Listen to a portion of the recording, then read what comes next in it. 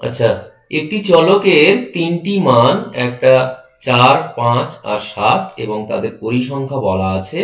তো চলকটির যৌগিক গড় যদি 5.4 হয় তাহলে p এর মান কত হবে তোমার জানতে চাওয়া হয়েছে।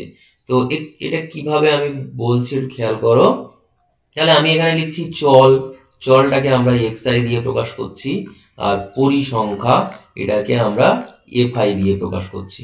তাহলে চলের তিনটা মান, একটা 4 আর একটা 5 আর একটা 7, আর কারেসপন্ডিং পরিসংখ্যা হচ্ছে 4 আছে p-2 বার, আর 5 আছে p+1 বার, আর এটা হচ্ছে এর পরিসংখ্যা হচ্ছে p-1।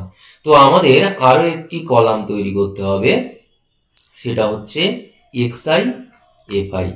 তো xi fi এখানে হবে কি 4 দিয়ে গুণ হবে, তাহলে 4p-8, আর 5 দিয়ে এটা গুণ করলে হবে 5p+5, আর 7 দিয়ে গুণ করলে 7p-7। এরপর আমরা যেরকম যৌগিক গড়ের ক্ষেত্রে আমরা কি করি না সামেশন fi বের করি। তাহলে সামেশন fi এখানে তাহলে কি হবে 3p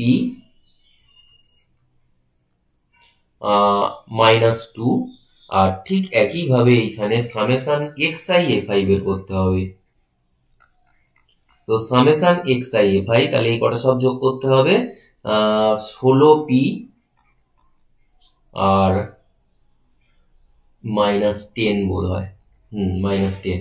তাহলে আমার গড় নির্ণয়ের যে সূত্র ছিল x বার, বা এখানে লিখতে পারো যৌগিক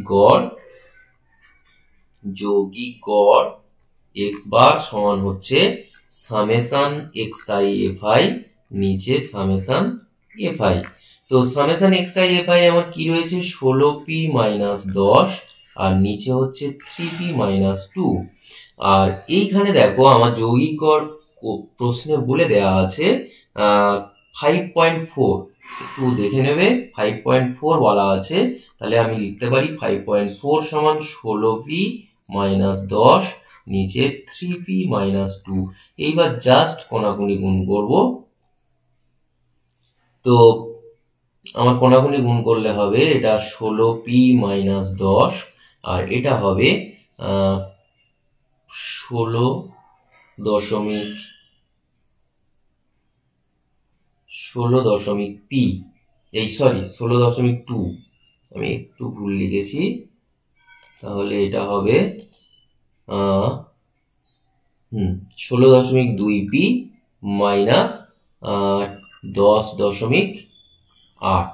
তো এইখানে থেকে আমি সব পি গুলো একদিকে আনছি, আর সংখ্যাগুলো যদি আমি একদিকে নিয়ে যাই তাহলে দাঁড়াবে, খেয়াল করো আমি এই 16pটা ডান দিকে নিয়ে গেছি, তাহলে হচ্ছে আমার এইটা, আর এইটাকে বাম দিকে এনেছি, আনলে 10.8টা প্লাস এইভাবে লিখেছি। তোমরা তোমাদের মতো করে লিখবে, কোনো অসুবিধা নেই। তাহলে এটা হবে 0.2p, আর এটা হবে 0.8। তাহলে এইখানে থেকে p সমান 0.8/0.2, তাহলে এটা কাটাকাটি করতে হবে, দশমিক তো উঠে যাবে, তাহলে 4 হবে p এর মান। তোমার প্রশ্ন করা হয়েছিল যে তাহলে p এর মান কত হবে, তাহলে p এর মান 4 হবে। লিখবে অতএব p এর মান হয়ে গেল। আশা করছি তোমরা বুঝতে পেরেছো।